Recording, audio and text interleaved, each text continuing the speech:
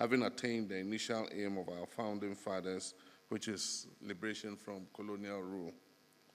Before I proceed, allow me to extend my heartfelt appreciation to my dear brother William, His Excellency William Ruto, for the invitation, as well as the warm and cordial reception that has been accorded us since our arrival in this second home of ours, the beautiful city of Nairobi, a land that embodies the spirit of Africa's resilience and innovation. And I thank the organizers for convening this crucial retreat at such a pivotal time in the journey of our dear African Union. President Ruto, my heart has indeed been gladdened by your honoring my invitation and visiting Accra on the 7th January during my investiture ceremony. Your presence was an expression of the deep friendship between our good selves and our good nations. It underscored the strong, long-standing bond of friendship that has so happily existed between Ghana and Kenya, and I look forward to working closely with you to deepen these relationships for the mutual benefit of our two peoples. Your Excellencies, today we gather not just as leaders, but as stewards of a vision of an Africa that is united, self-reliant, and prosperous. This vision was first articulated by the founders of the Organization of African Unity, and later advanced by the establishment of the African Union, and it remains our guiding light and principle. Yet as we stand at the crossroads of opportunity and challenge, we must critically reflect on our progress and recalibrate our strategies to meet the evolving needs of our continent. The reform agenda of the African Union is a bold and necessary initiative aimed at transforming our continental body into a more efficient, financially independent, and effective institution. The African Union, as our collective institution, has achieved remarkable milestones in its journey, and that is from spearheading the African Continental Free Trade Area to advancing peace and security through initiatives such as the African Union Mission in Somalia, AMISOM, and the African Peace and Security Architecture, APSA. The AU has demonstrated its potential as a unifying force. However, the challenges we face today demand more than just incremental progress. They require some bold and transformative reforms. Our continent faces a unique set of challenges: youth unemployment, food insecurity, climate change, governance deficits, and conflicts in many regions. At the same time, we're witnessing global shifts that necessitate a reimagining of Africa's place in the world. The African Union must evolve to become more agile, efficient, and impactful in addressing these new challenges. The AU must streamline its decision-making processes to ensure that they are timely and results-oriented. Bureaucratic inefficiencies undermine the confidence of our citizens and international partners, and overlapping mandates which hinder effective decision-making. By streamlining the AU commissions, clarifying roles, and eliminating redundancies, we can establish a more agile organization that is better equipped to address the evolving needs of our continent.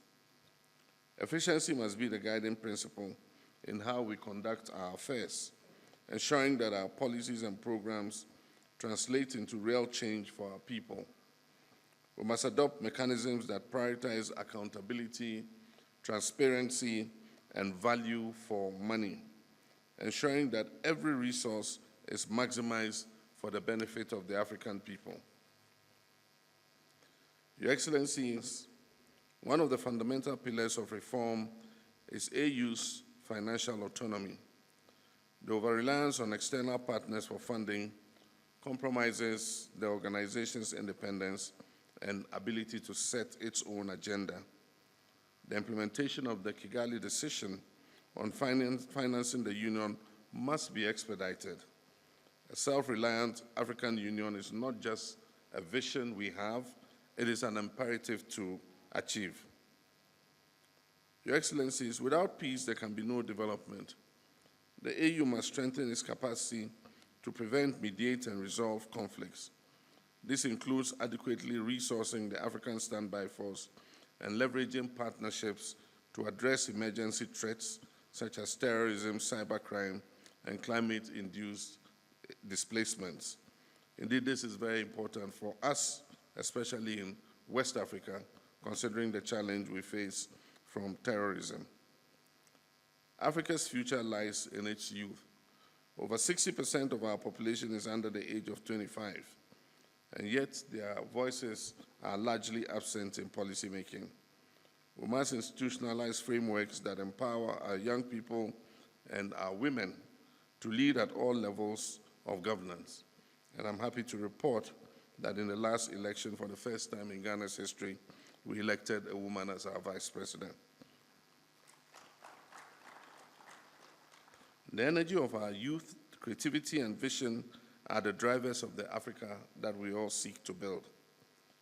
The African Continental Free Trade Area has set the foundation for a single African market, but much work remains to be done. We must address the barriers to trade, we must harmonize regulatory framework, and invest in infrastructure to unlock the potential of intra-African trade. Additionally, the AU must champion technological innovation and digital transformation as catalysts for economic growth and inclusion.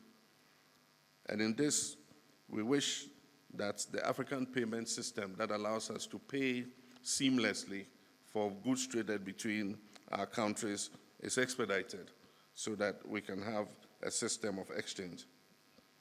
Ladies and gentlemen, none of these reforms will succeed without committed leadership at every level of the African Union.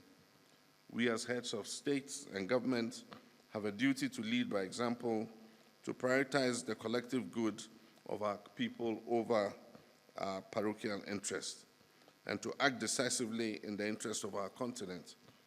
But leadership does not end with us. The Union must foster partnerships with civil society, the private sector, and the African diaspora, whose contributions are vital in shaping and implementing reforms. This is a shared responsibility, and together we can achieve the African Union we all envision.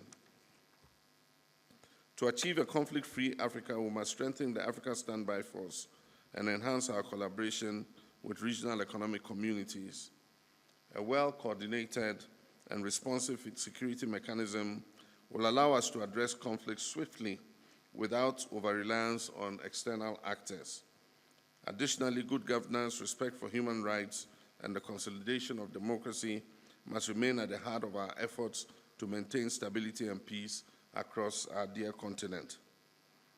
The winds of change are blowing across the African continent, and the world is watching. Let us rise to the occasion not just as participants in history, but as architects of a brighter future. Together we can and will shape a stronger, more resilient, and more united Africa. This retreat presents an opportunity for candid dialogue and bold action. Let us approach our discussions with open minds and a shared commitment to progress. The reforms we champion here are not merely procedural. They are about the future of our people, the realization of Agenda 2063, and Africa's rightful place on the global stage. Let us leave here united in our resolve to build an African Union that truly reflects the aspiration of the African people, a union that is capable of meeting the challenges of today and the opportunities of tomorrow. In closing, I wish to reiterate Ghana's strong commitment to strengthening ties with Kenya and all other African nations in the spirit of Pan-Africanism and mutual progress. The long-standing board of cooperation between Ghana and Kenya continues to flourish, and I'm confident that our collaboration will yield even greater benefits for our two peoples. Together, we can build an Africa that is resilient, prosperous, and united in its pursuit of sustainable development and lasting peace. Your Excellencies, ladies and gentlemen, I thank you all for your attention, and I look forward to a fruitful deliberation. Asante Sana.